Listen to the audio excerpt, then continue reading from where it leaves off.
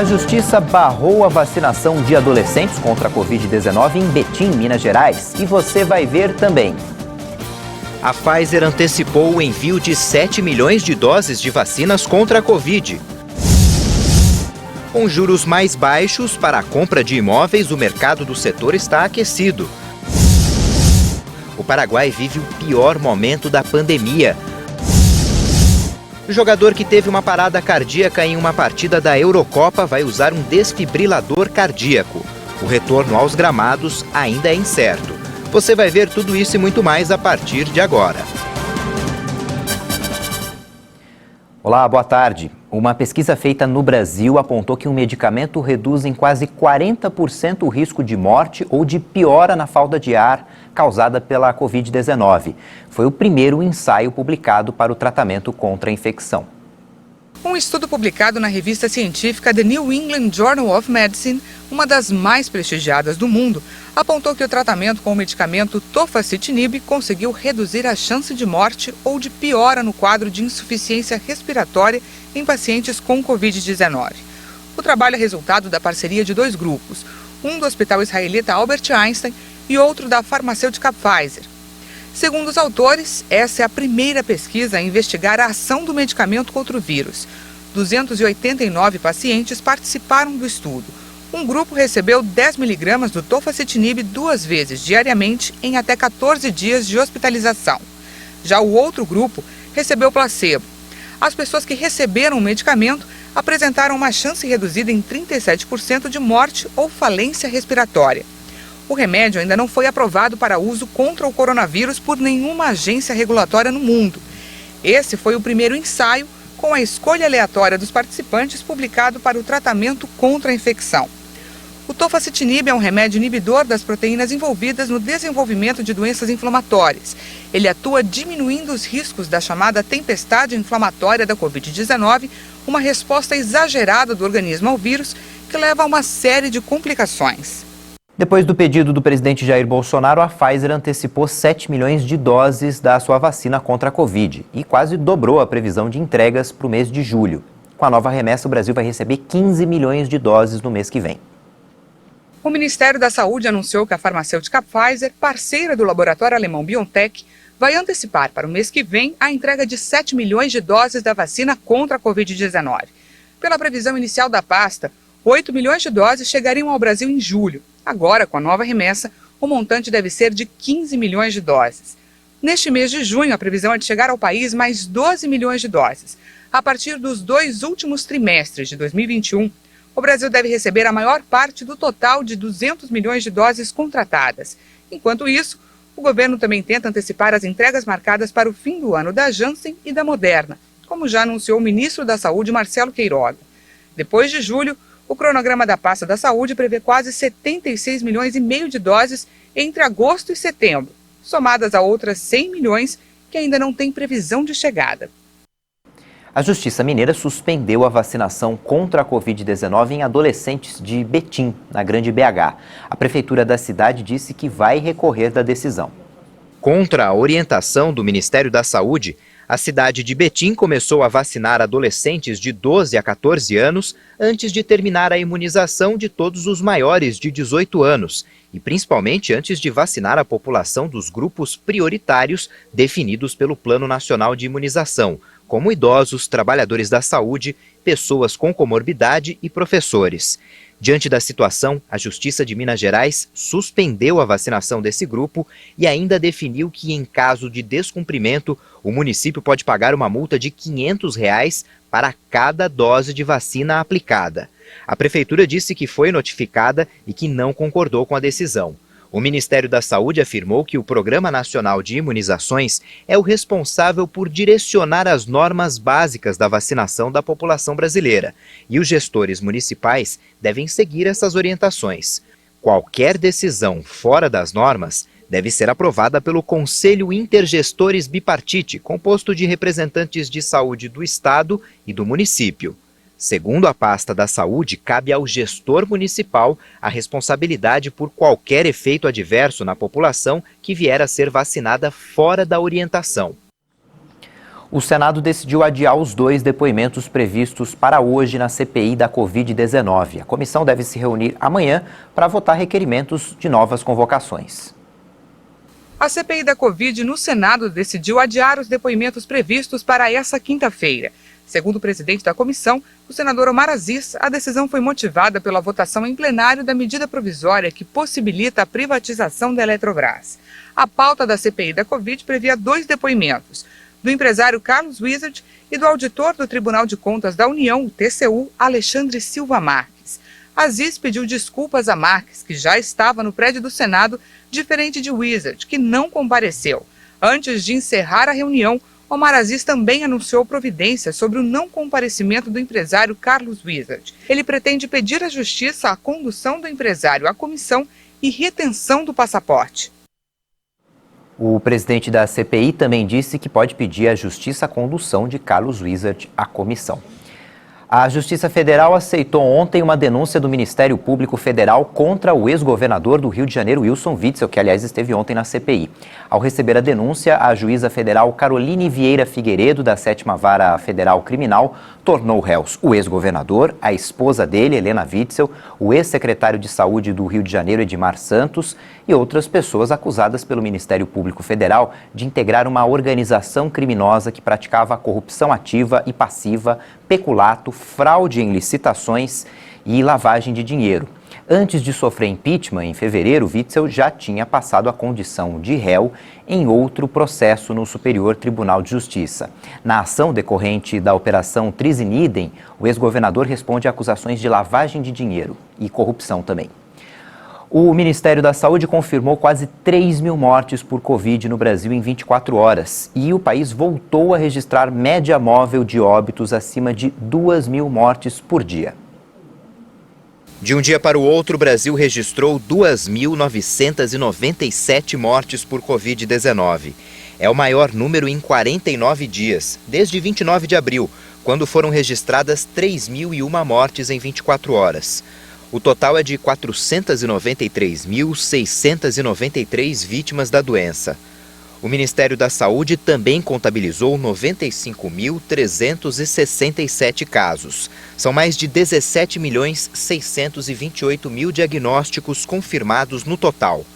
A média móvel de mortes nos últimos 7 dias chegou a 2.025 vítimas. Em comparação com a média de 14 dias atrás, a variação foi de 8% a mais e ainda assim indica tendência de estabilidade nos óbitos. De acordo com os números oficiais, a curva de novos casos está em 72.244 confirmações diárias. Esse número voltou a subir depois de mais de 2 meses abaixo de 70 mil. No mapa da evolução da pandemia por regiões, podemos verificar que hoje aparecem 6 estados com alta nas mortes: Amapá, Amazonas, Bahia, Paraíba, Paraná e Rio de Janeiro. Em estabilidade estão 17 unidades da federação: Acre, Alagoas, Distrito Federal, Goiás, Maranhão, Mato Grosso do Sul, Minas Gerais, Pará, Pernambuco, Piauí, Rio Grande do Norte, Rio Grande do Sul, Santa Catarina, São Paulo, Sergipe e Tocantins. E 4 estados registram queda: Ceará, Espírito Santo, Rondônia e Roraima. As autoridades de saúde afirmaram ainda que, do total de pessoas contaminadas, mais de 16 milhões de pessoas já estão recuperadas da Covid-19. Até aqui, o Brasil já aplicou mais de 83 milhões e 181 mil doses de vacinas contra a doença. De acordo com o Ministério da Saúde e as secretarias estaduais de saúde, mais de 59 milhões de brasileiros foram vacinados com a primeira dose. Isso equivale a 27,8% da população brasileira. E mais de 24 milhões e 113 mil pessoas receberam a segunda dose necessária para a imunização. De um dia para o outro foram aplicadas mais de 1.731.000 doses. Foi o dia com o maior número de aplicações de primeiras doses desde o início da vacinação. Os estados que mais vacinaram a população proporcionalmente são Mato Grosso do Sul, Rio Grande do Sul e Espírito Santo. A Caixa Econômica Federal pagou hoje a terceira parcela do auxílio emergencial para os beneficiários do Bolsa Família, que tem o número de identificação social UNIS, final 1. O calendário para quem recebe o Bolsa Família não foi alterado pelo governo. Portanto, a próxima parcela do auxílio para esse grupo vai começar a ser paga no próximo dia 19 de julho. Depois do intervalo, a gente mostra que o Paraguai vive o pior momento da pandemia. A gente traz os detalhes a seguir.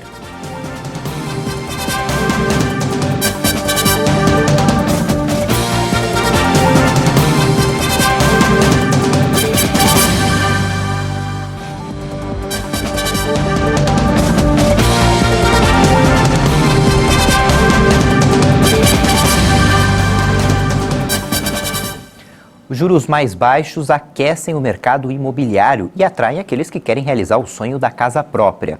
A expectativa do setor é de que os bancos financiem 157 bilhões de reais só neste ano. O André queria comprar uma casa na praia, mas estava esperando o melhor momento. E ele chegou, com os juros do financiamento mais baixos. É um sonho, né? Eu acho que a maioria dos brasileiros tem esse sonho de ter uma casa, né? Tanto uma casa própria como uma casa na praia. E aí eu estava de olho no mercado, né? No mercado imobiliário, já há um bom tempo já, eu e a minha esposa.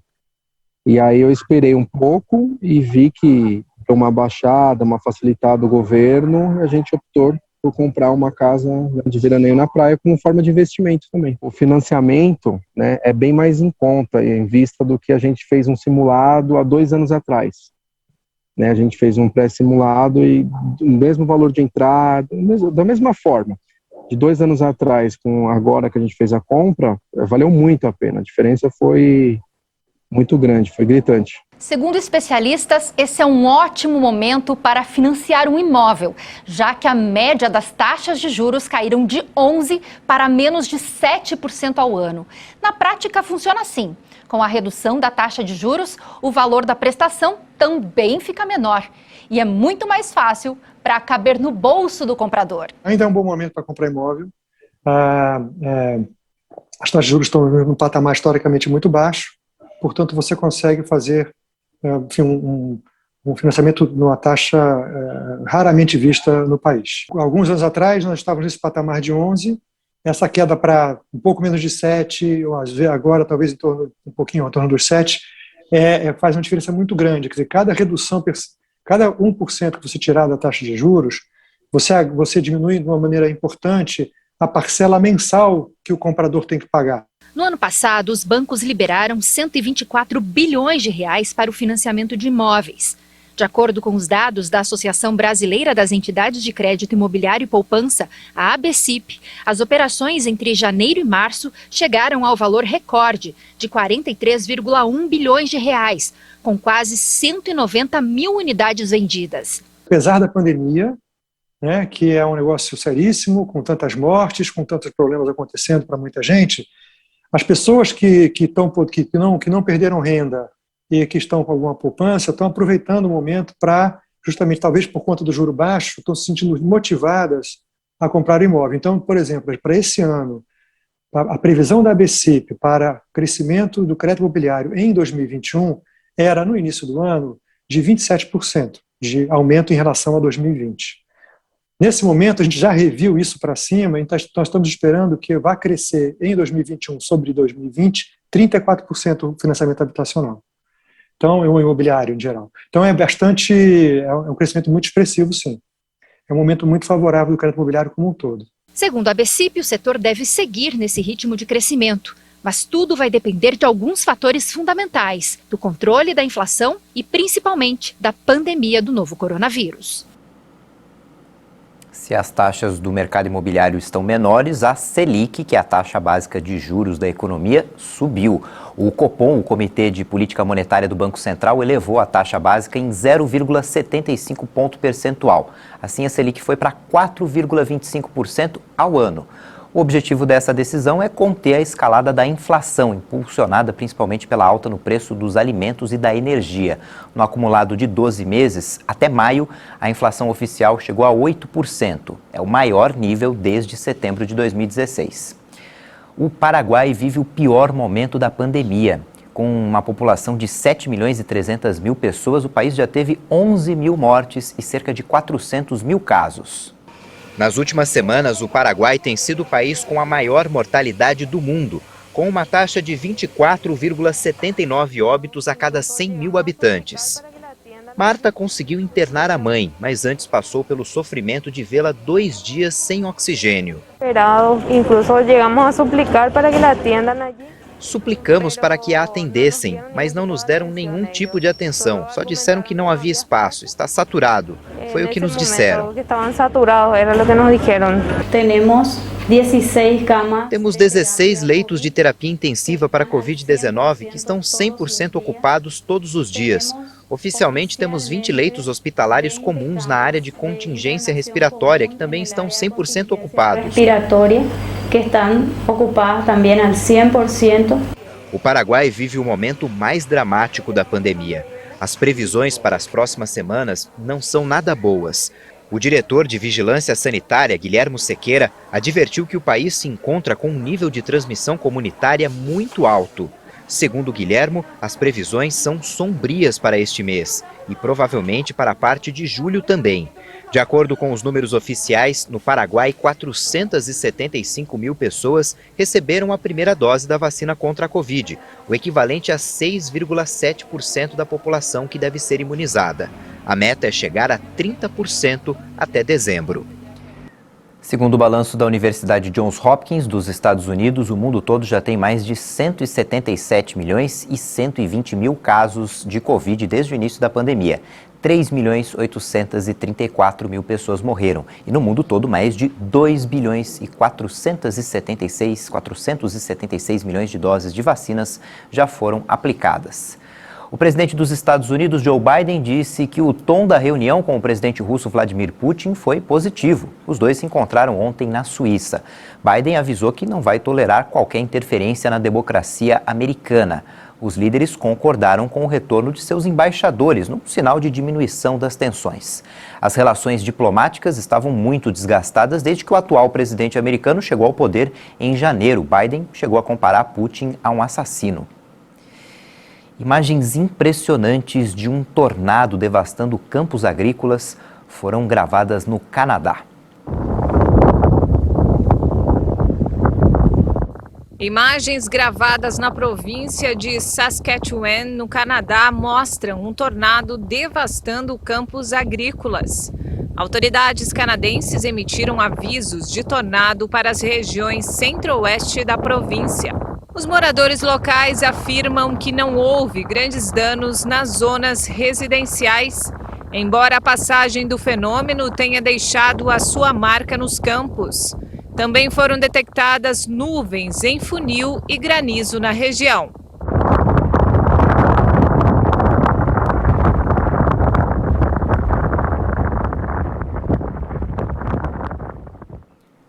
A União Europeia suspendeu as restrições à entrada de turistas dos Estados Unidos e de mais 5 países, mesmo que eles não estejam vacinados. Essa lista não inclui nenhum país da América Latina.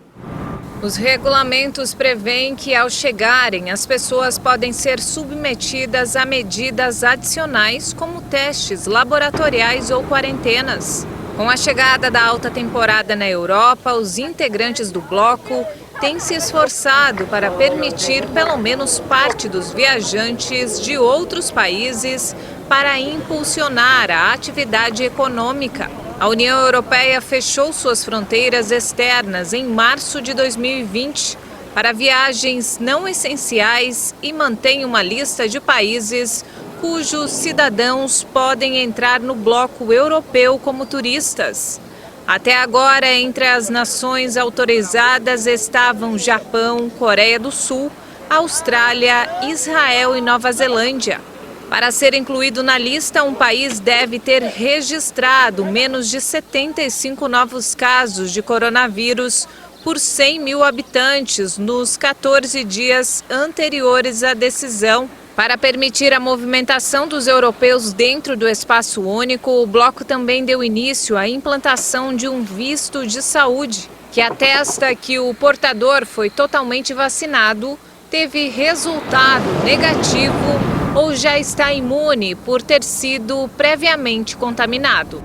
A investigação sobre o que teria causado a morte do jogador Diego Armando Maradona continua. As autoridades estão interrogando as últimas pessoas que tiveram contato com o crack para saber se houve ou não negligência médica. O advogado Rodolfo Baquet afirmou que Diego Maradona foi morto. A declaração foi feita a jornalistas durante um intervalo da audiência de quase 10 horas, em que o Ministério Público argentino ouviu sua cliente, a enfermeira Dayana Madrid. Baquet apontou os médicos que tratavam o ídolo do futebol como responsáveis pela morte em novembro de 2020. O advogado garantiu que o craque estava sendo tratado por um problema cardíaco, mas ao mesmo tempo recebia medicamentos psiquiátricos que aceleravam o batimento do coração. Outra revelação foi que Maradona sofreu uma queda e quando a enfermeira pediu que fosse levado ao hospital para uma tomografia, um amigo íntimo do ex-jogador descartou a possibilidade para evitar comentários da imprensa. A enfermeira, que estava no plantão no dia da morte de Maradona, foi depor ao Ministério Público argentino. Ela e outros 6 membros da equipe médica são investigados sob a acusação de homicídio doloso, crime com pena de 8 a 25 anos de prisão. Os depoimentos começaram na segunda-feira, quando o enfermeiro Ricardo Almiron foi o primeiro interrogado sobre o episódio. Uma falha na estrutura foi responsável pelo acidente no metrô na Cidade do México, que deixou 26 mortos em maio. A conclusão é de um laudo pericial preliminar da firma norueguesa DNV, apresentado pela prefeitura da capital mexicana. A empresa apontou condições como deficiências no processo de construção e de soldagem de parafusos. Também foram citados o uso de diferentes tipos de concreto na placa e soldas inacabadas ou mal executadas. A DNV planeja entregar mais 2 relatórios em 14 de julho e 30 de agosto. O Ministério Público também está conduzindo uma investigação. Na noite de 3 de maio, um viaduto do metrô desabou e 2 vagões ficaram suspensos. O acidente matou 26 pessoas e deixou pelo menos 80 pessoas feridas. O jogador dinamarquês Christian Eriksen, que teve uma parada cardíaca no sábado na partida contra a Finlândia na Eurocopa, vai precisar implantar um desfibrilador cardíaco. O anúncio foi feito pela Federação Dinamarquesa de Futebol. Esse dispositivo é conhecido como CDI e pode ser acionado após uma crise cardíaca. A federação não apresentou nenhuma informação por enquanto sobre as consequências desse tratamento na carreira do jogador, que tem 29 anos. Mas outros jogadores conseguiram prosseguir com a carreira depois de realizar o mesmo procedimento médico, que permite controlar e regular o ritmo cardíaco. Essa edição fica por aqui. No YouTube você pode rever as nossas reportagens. Daqui a pouco tem outras informações com a Juliana Dariva. Tchau, boa tarde.